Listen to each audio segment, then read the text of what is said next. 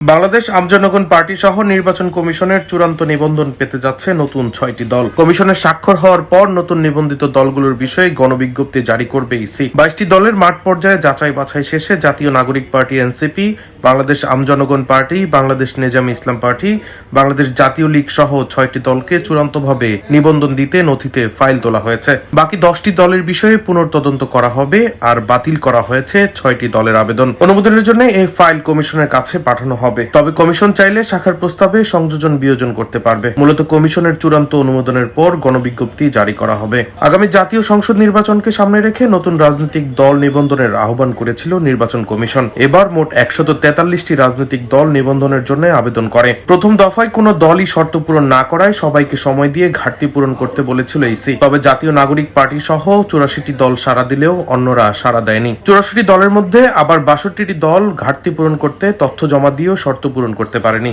তাই বাংলাদেশ আমজনগণ পার্টি সহ 22টি দলের মাঠ পর্যায়ে তদন্ত প্রতিবেদন পর্যালোচনা করে শুনানি করে ইসি। এর আগে নির্বাচন কমিশনের অতিরিক্ত সচিব আলী নওয়াজ গত 14 এবং 15 সেপ্টেম্বর দুটি দল ছাড়া 20টি দলের শুনানি করে। আইন অনুযায়ী নিবন্ধন পেতে ইচ্ছুক দলের একটি কেন্দ্রীয় কমিটি, 1/3 জেলা ও 100টি উপজেলা কমিটি এবং প্রতিটি কমিটিতে 200 ভোটারের সমর্থন থাকতে হয়। এছাড়া কোনো দলে কেউ আগে সংসদ সদস্য থাকলে বা আগের নির্বাচনে 5% ভোট পেলেও নিবন্ধন পাওয়ার যোগ্যতা থাকতে হবে। নতুন করে বাংলাদেশ আমজনগণ পার্টি, জাতীয় Nagorik party NCP, Bangladesh Nezami Islam party, Bangladesh Jatiya League সহ নতুন 2টি দল নিবন্ধন পেতে যাচ্ছে। এর ফলে বর্তমানে আওয়ামী লীগ সহ নিবন্ধিত দলের সংখ্যা 51টির সঙ্গে যুক্ত হয়ে তার মোট সংখ্যা দাঁড়াবে 57টি। 2025 সালের এপ্রিল মাসে আনুষ্ঠানিক যাত্রা শুরু করে বাংলাদেশ আমজনগণ পার্টি। বর্তমানে রাজনৈতিক অঙ্গনে বেশ সক্রিয় ভূমিকা পালন করতে দেখা গেছে এই দলটিকে। দলটির আহ্বায়ক ডক্টর মোহাম্মদ রফিকুল আমিনের কাছে এ বিষয়ে জানতে চাইলে তিনি বলেন, অনুভূতি তো ভালো লাগারই কথা, কিন্তু যতক্ষণ পর্যন্ত নিশ্চিত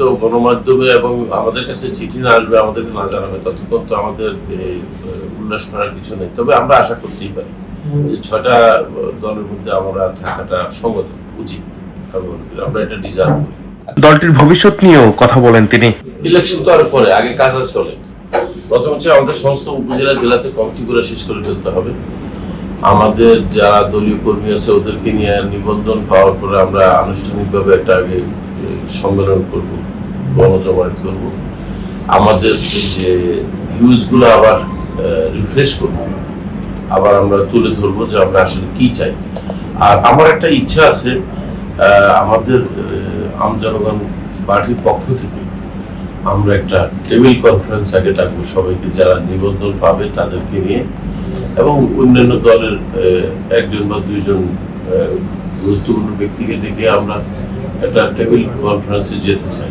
সেখানে আমরা অনেক কিছু ক্লিয়ার করতে পারবো যে আমরা আসলে আগামী নির্বাচনে কি চাই। আমরা ভিন্ন বাংলাদেশ দেখতে চাই। যে বাংলাদেশ গত 53 বছর দেখেছি ওটা দেখতে চাইছি না। কারণ আমাদের সময় তো এখন বলতে গেলে অর্ধেকের বেশি পার হয়ে গেছে। আমরা আমাদের নতুন প্রজন্মের জন্য নতুন একটা বাংলাদেশ দেখতে চাই, যে বাংলাদেশে হতাশা থাকবে না, কোনো দুর্বৃত্ত থাকবে না, কোনো স্বৈরাচারী থাকবে না, কোনো ধরনের অন্যায় অবিচার থাকবে না, বেকারত্ব থাকবে না, দূষণ থাকবে না। আমরা এমন একটা বাংলাদেশ আগামী প্রজন্মের জন্য রেখে যেতে চাই। ডেস্ক রিপোর্ট, দৈনিক ডেস্টিনি।